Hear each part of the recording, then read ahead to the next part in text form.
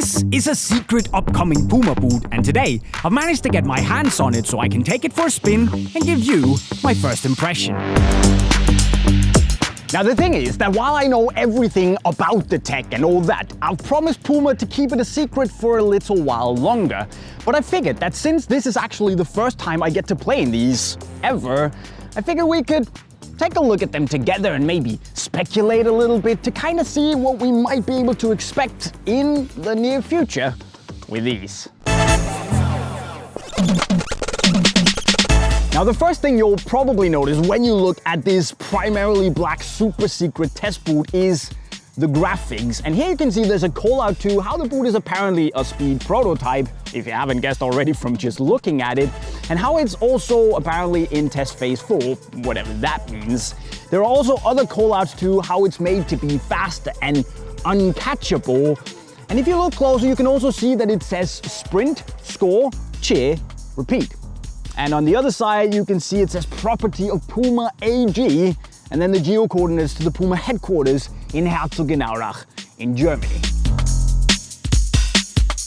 Then of course there is the big ultra text on the side that could mean a couple of different things, because it could be a reference to just how fast and extreme the boot is.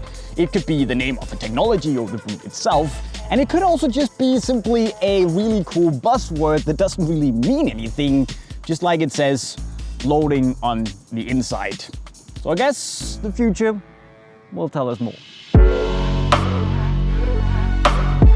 And it definitely also just looks like a speed boot. You have your really sleek silhouette here, you have a bladed outsole, and then you have what appears to be a knitted or a woven upper that is actually quite soft to the touch. And also, the yarns appear to be exposed and not be covered with any sort of silicone film like we normally see on this type of boot. So more to explore there. And of course, PUMA being PUMA, this is ridiculously lightweight. In fact, my Europe size 40 here is 150 grams, which is really, really light. Now, of course, experience has told me that such a lightweight boot will, in 9 out of 10 instances, also feel a little bit flimsy. But because I, of course, couldn't resist the urge to put on this unnamed PUMA Speed prototype, I quickly found that it actually doesn't feel anywhere close to a boot that's only 150 grams. Because the upper is relatively plush and padded, it's really soft, it's relatively flexible, and you get a nice snug fit. There is a little bit more volume and room in the toe box for my shallow foot than I probably expected, but comfort-wise, it's just really nice. It fits well, and true to size, you get this almost sock-like smooth transition from boot to foot. And again, it just feels a lot nicer than what I'm used to a 150 gram boot feeling like. I'm also pretty excited about how the boot feels in action, because you get a slightly grippy and tactile sensation from this exposed upper material on the ball. And while it is relatively close because the upper is pretty thin, you also have this elegant element of padding, which again for a 150 gram boot is a pretty interesting feeling. Now, the outsole here is also really well performing, I would say. Bladed outsole, and it's probably the most responsive I've ever tried on a PUMA boot. So if this is indeed the next speed boot from the brand, it also shows promise to be the best speed boot from PUMA yet. But if we look back at some of PUMA's earlier speed boots, it has been a little bit hit and miss for me. We started back in 2006 with the PUMA V106 that had a textile upper and a carbon fiber insert in the outsole, and it was really, really lightweight. It was an amazing football boot, but also it had the durability of a paper plane, so there was that. Now personally, I didn't really enjoy that slightly weird shape of the V108s or V10s, McDonald's boots or V11s, but the V111 SLs for me was absolutely amazing and something I'd probably still be happy to wear today. It was very, very minimalistic though, so probably only for the most hardcore of real speed boot fans.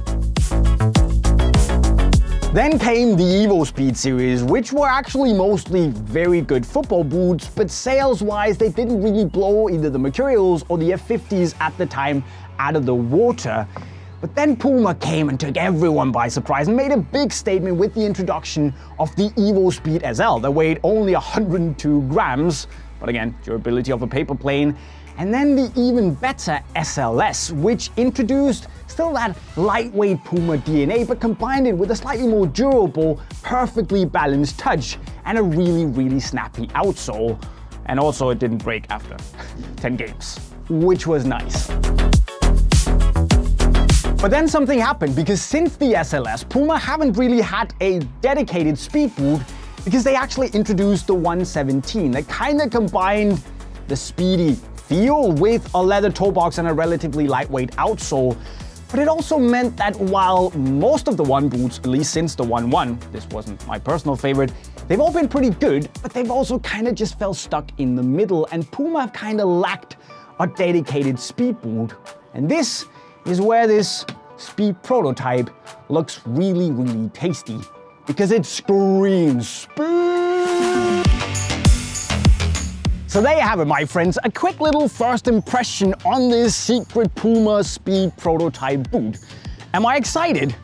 Well, yeah, I actually am, and I can't wait to play more in it, break it in properly, and really understand what the boot feels like in action. And of course also, I can't wait to tell you more about what it actually is and go deeper into the tech in the near future. But until then, tell me what you think of this secret Puma boot in the comment section right down below. Make sure you subscribe to the channel and then go learn some wicked football skills in the playlist right down below. And with that said, guys, I'm signing off.